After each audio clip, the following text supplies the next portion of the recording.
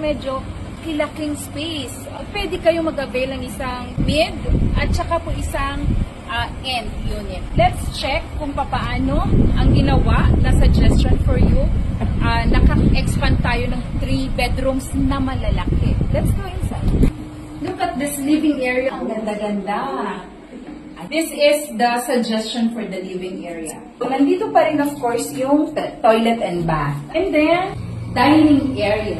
Diba? Ang ganda. And then, sa baba ng hagdan, some storage will do.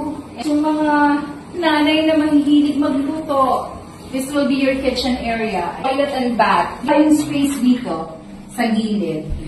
Ang maging service area, and future expansion kung ano man po ang additional yung pang gustong gawin. Akit naman po tayo.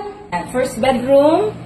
Our next bedroom naman yung ating master's bedroom na ang pagkakalaki-laki. These are all suggestions for you. Tingnan lang po kayo and hope na nabigyan namin kayo ng magandang idea papaano kayo mag-come up sa inyong dream house. Maraming salamat and God bless us all. Thank you!